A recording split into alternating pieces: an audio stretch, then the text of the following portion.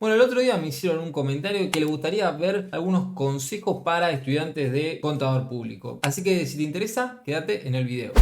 Bueno, me parece muy interesante este tema de hablar mi experiencia, al menos te voy a contar ahora mi historia como estudiante de contador público para que te des una idea más o menos lo que me costó, lo que me pareció mejor, lo que, bueno, me ayudó un montón y demás. Actualmente tengo 31 años y yo cuando salí del colegio, yo estuve en un colegio público, la verdad que el cambio fue desde el colegio a la facultad muy grande. Terminé creo que en 2009 con 17 años y arranqué la facultad con 17 años en el 2010. Yo me recibí en la UBA, vivo en provincia de Buenos Aires, así que me quedaba más o menos cerca al principio a hacer el CBC y después me tuve que ir sí o sí a Facultad de Ciencias Económicas, que está ahí en la estación de Facultad de Medicina de Capital, y realmente tenía un viaje largo. Pero bueno, estaba muy enfocado en el tema, la verdad que me gustaba la facultad, me gustaba ir a estudiar, me parecía interesante el tema, así que bueno, lo hice. Realmente las materias que más me costaron fueron historia, tecnología de la información, aunque parezca absurdo porque realmente sé mucho de tecnología, sé mucho de computación, de sistemas y demás, pero esa materia no sé cómo estará ahora, pero cuando yo la cursé está muy desactualizada, era muy aburrida, era leer libros y nada de utilizar por ejemplo una computadora o utilizar sistemas y demás, era pura teoría y creo que estaría bueno que ni siquiera esté o que la renueven y la hagan un poco más interesante, que sirva a la profesión. A fines de 2015 me recibí, la verdad que lo hice bastante rápido, lo hice en 5 años, ¿sí? Arranqué el CBC, lo di en el primer año, me costó un montón porque bueno, el traspaso de el colegio a la facultad es muy fuerte, al menos a mí me pareció bastante brusco, realmente me iba muy bien en el colegio, no me costaba, me resultaba bastante sencillo, pero me acuerdo que cuando arranqué la facultad me pareció extremadamente distinto y bueno, si estudias en la UBA, no sé cómo serán las otras porque es la única facultad que estudié, debes tener mucha disciplina. No sé cómo serán en las privadas, no sé cómo serán las demás facultades, pero al menos en la UBA era como, bueno, medio que te la tenés que arreglar vos. Tenés que ponerle demasiada voluntad porque si no te vas a ir quedando atrás. Al principio yo hice metodología, historia y álgebra. Álgebra realmente no me costó porque la verdad que me encantan las matemáticas y me pareció muy entretenida la materia, así que la terminé promocionando. Metodología me costó un poquitito más, pero también me fue bien y historia fue extremadamente difícil. Realmente me costó mucho y tuve que repetir varias veces el final. Después análisis matemático me resultó muy sencilla también porque era muy entretenida, si bien eran muy complejas, me gustaba tanto el tema que, bueno, me resultaba sencillo porque en mi casa me ponía a hacer los ejercicios y me parecía algo interesante. Pero la enseñanza principal que te da el tema de tener la facultad y tener los libros y tener que ponerle mucha voluntad es tener disciplina, es dejar de hacer algunas cosas para estudiar, porque si no es imposible. Si vos no le dedicás tiempo, si no dejás de hacer algunas cosas para dedicarte a estudiar, bueno, es muy difícil. En ese tiempo yo trabajaba, pero no trabajaba de tiempo completo, trabajaba haciendo algunas changuitas en la empresa de mi papá. Mi viejo tenía una imprenta en ese momento, así que tenía un poquito más de libertades y podía trabajar un poquito más, que yo creo que haciéndolo de tiempo completo en esa transición hubiese sido muchísimo más difícil. Hay mucha gente que lo hace y lo logra, pero es mucho más complejo. Después ya cuando le agarrás la onda, ya podés laburar tranquilo 8 horas y bueno, vas a estar cansado obviamente, pero te va a costar muchísimo menos y bueno, después te voy a contar un poco más adelante que eso también es beneficioso en la carrera. Hago un paréntesis acá y si justo estás viendo este video y ya estás trabajando como contador y querés aumentar tu productividad, aprender a organizarte, hacer más en menos tiempo, bueno, un montón de cosas más. Te dejo un link en el primer comentario donde está mi curso Productividad para Contadores, que estoy seguro que te va a servir un montón.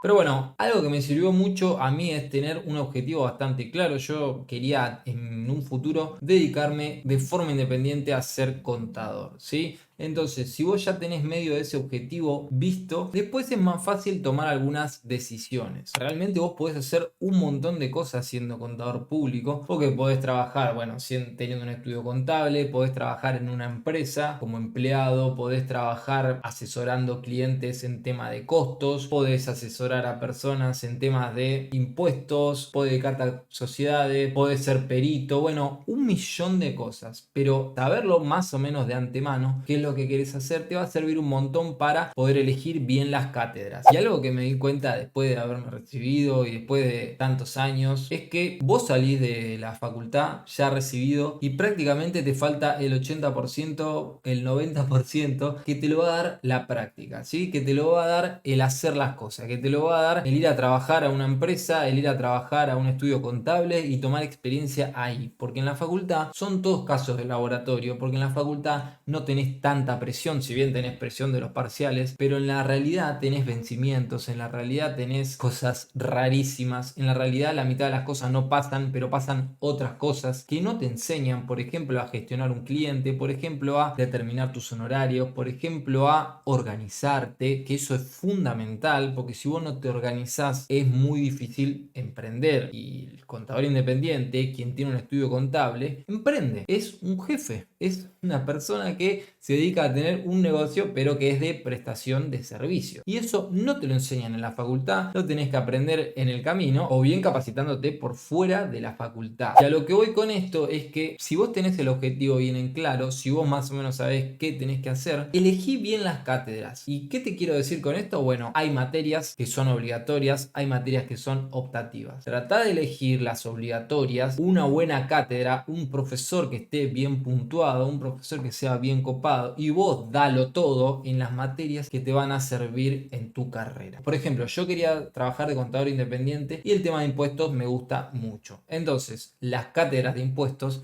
las hice con personas de renombre, las hice con los que estaban muy bien puntuados y me costó, pero realmente lo disfruté y las terminé promocionando a todas. Lo mismo con las materias contables, lo mismo con algunas materias de derecho, pero las materias que no me aportaban prácticamente nada para mi objetivo, elegí unas cátedras fáciles. ¿Para qué? Para probarlas. ¿Por qué? Porque es necesario para que te den el título. Quizás esto esté mal que te estoy diciendo, pero eso no te va a servir absolutamente para nada más que obtener el título. Entonces, ¿para qué ir a algo que te cuesta mucho? ¿Para qué elegir una cátedra que es extremadamente compleja si realmente te va a aportar 0% para cumplir tu objetivo? Mi recomendación, y tomala o dejala, es que elijas buenas cátedras para materias que te van a forjar como contador para lo que vos quieras hacer. Y las demás que sí o sí la tenés que aprobar, como por ejemplo tecnología de la información, que no sé cómo estará ahora, pero cuando yo la hice era extremadamente mala. Elegí una que te sea fácil, que no te demore tiempo, que sea algo que lo puedas aprobar fácil. ¿Por qué? Porque es necesario para el título. Punto.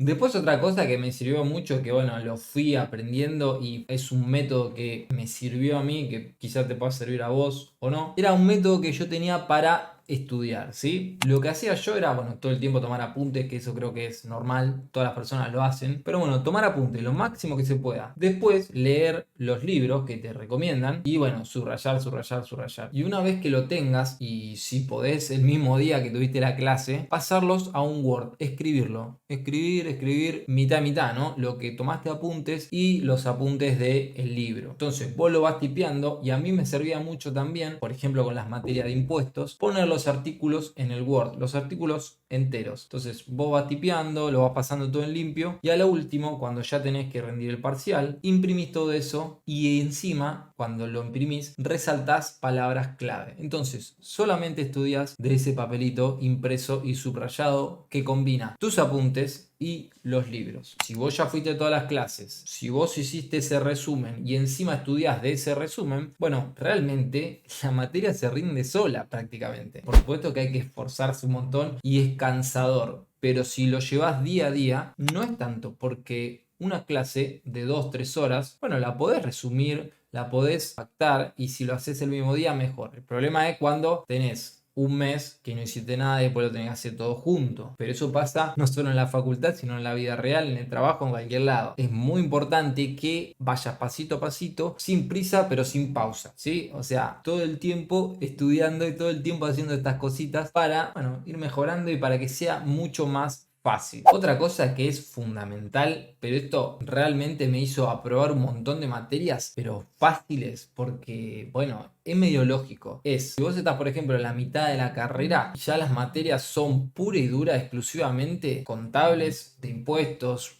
de lo que sea, que te va a ayudar a tu objetivo final, que es trabajar de eso. Bueno, buscarte un trabajo que esté relacionado con tu objetivo. Por ejemplo, yo cuando estaba en la mitad de la carrera, empecé a trabajar en un estudio contable. Y las cosas que yo hacía, liquidar el IVA, liquidar ganancias, ingresos brutos, monotributo, ya los hacía todos los días, ¿entendés? Entonces era tan cotidiano para mí que ahora, cuando yo estaba estudiando la materia, leía los apuntes, leía las leyes y decía, ah, bueno, yo ya la práctica la sé y ahora entiendo por qué hago la práctica. Entonces, el leerlo era como leerlo y decir, ah, me cagaba de risa por dentro porque decía, ah, bueno, es así. Por eso es que hay un saldo a favor, por eso es que está el impuesto determinado, por eso es que está el saldo técnico. Y entonces, lo que me pasaba era que en medio de la clase, tengo una anécdota que no me la voy a olvidar nunca, había muchas personas que decían que no entiendo la diferencia entre el saldo técnico y el saldo de libre disponibilidad. Y para mí era algo cotidiano, o sea, cuando lo pregunto digo, ¿cómo que no se entiende? Pero si es así, es fácil.